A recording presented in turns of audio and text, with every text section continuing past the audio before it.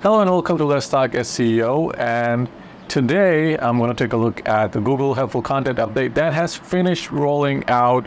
Actually, they announced that it had finished rolling out 2 days ago, but it had took 14 days for the update to roll out, and there has been widespread devastation. Now, I just want to go in and clarify that I have not seen any of my clients lose rankings because of the update, especially the latest Google Helpful Content Update.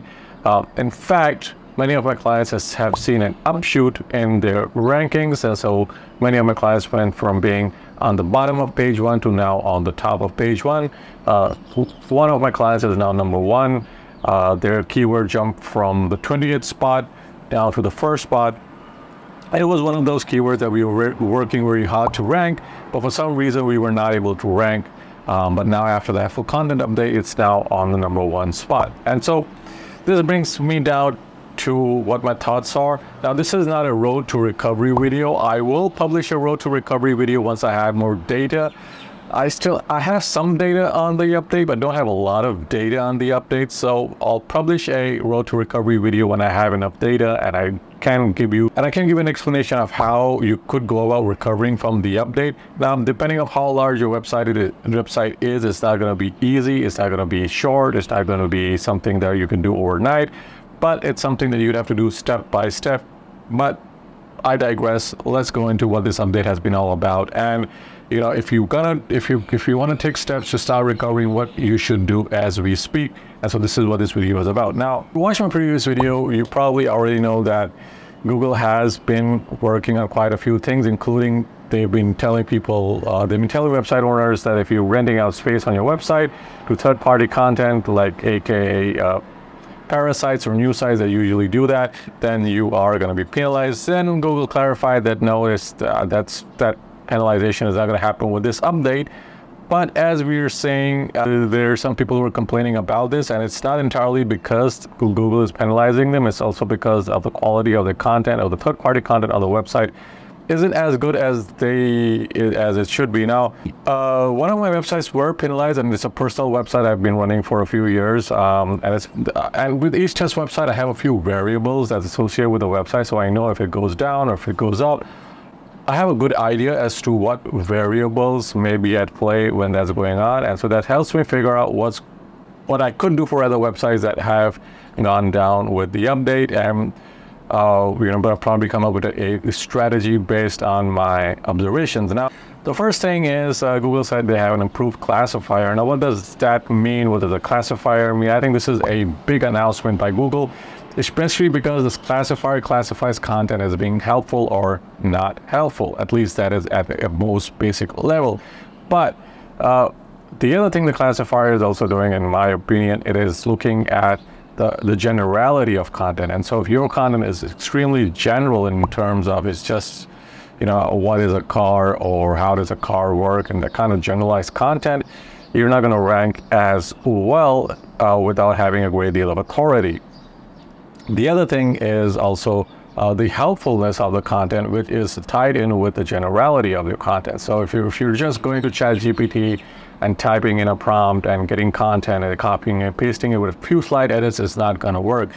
And this brings me to my test website, which I've been running for a few years. And initially when I started the website, it had a lot of handwritten content, but the quality of the content wasn't great because it was a cheap writer that was doing it, and it was a test website. Then later with ChatGPT, what I started doing was I came up with a prompt, and I just generated content based on the prompt, but it was heavily edited. So I would sit down, I would edit the content and publish it. Interestingly, the low quality content that was written a few years ago is still ranking very well. It's still doing so well. Yes, the traffic to it has gone down because it wasn't evergreen content, but what happened was that a lot of the latest content that was published in the past year using ChatGPT has disappeared after the update. And so what I've seen is that they went from being on page 1 for the keyword that I wanted to rank for to now not even being on page 2 or 3.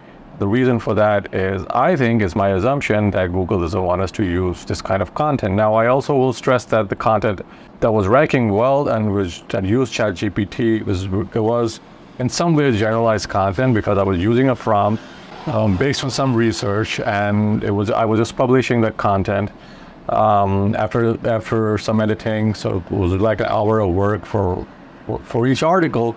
But even then, Google has deranked it, and so the content that's now ranking in place of that for the same keyword. And I'm looking at that content now. It's more personalized, and so it's just not a generalized statement. It's more personalized to the person who may be reading it, and addresses their specific circumstance. And so this has been happening with a lot of industries. And if you notice a decline in your content ranking, or your content not ranking as well after the Google content update, Google helpful content update, then you would want to take a look at if you think that your content is generalized. If you have been using ChatGPT in particular, this is something you should be looking at. Now, Google hasn't openly said that you shouldn't use AI content, because they have said your content has to be helpful.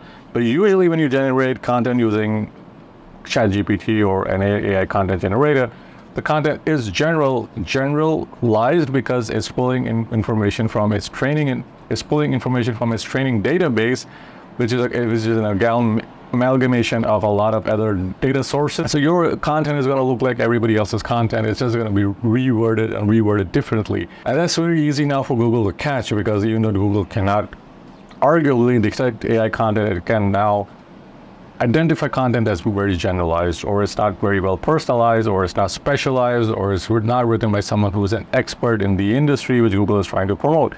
Now, I've gone about this for a really long time, and I would just want to stress that if you're not doing internal link building, you have a problem. And this is something that I have been talking about. My previous video also said that Google's spokesperson in one of my previous videos, I quoted saying that, one of the websites started doing well even without internal links. And my question was that after how long did that website started doing well without internal links?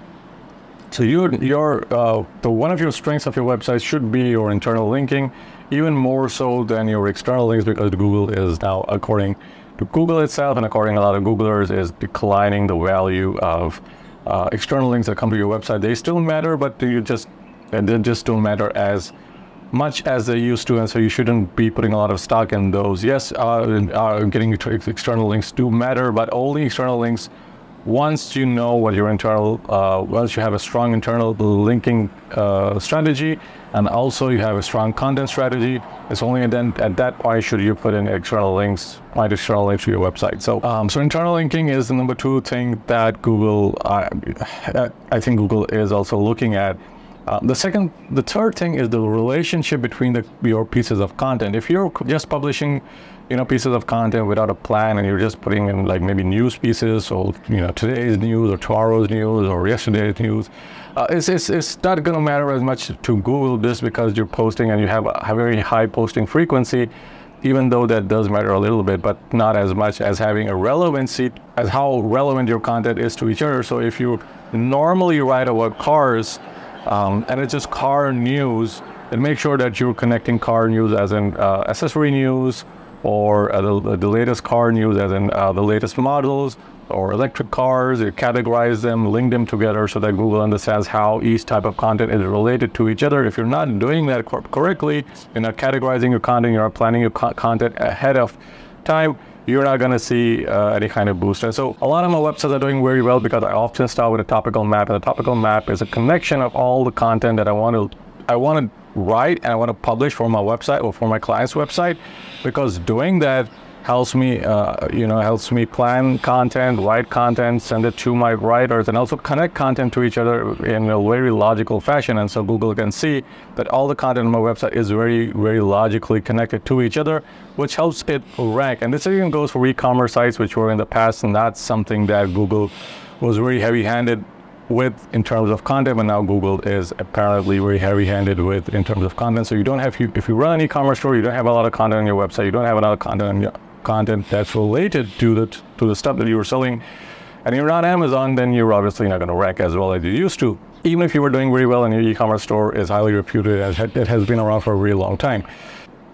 If you want to start recovering and you've been hit by the latest Google, the latest update, you start with noting where you were in terms of ranking and for the keywords that you want to rank for, and then search for the keyword in Google and see what websites are ranking for that same keyword right now. What the content strategy is, what the website is, what those web pages are ranking for, and how well they're written. And try to update your pages based on what you're seeing that's already ranking. And also take a look at their internal linking structure. Now, it's not a science in the sense that I can't give you a blueprint right now to do this, but this is a good place to start, because in another week or so, I might have another data to publish a video that goes over the recovery strategy that you should be implementing. But in the time, you shouldn't waste time. You should start working on recovering right now. This is probably the easiest and fastest way to get started, especially if you start with the keywords that were bringing in the most traffic, and then start working on improving the content on those pages, so that you start re-ranking for those keywords again. I'm going to admit it might take a while before you start recovering, but it's also one of the most important parts of recovering is to actually get started and to not give up, and that's a big part of SEO. Tuned for my Road to Recovery video, which is going to be published sometime next week. You can subscribe, and I will see you in the next video.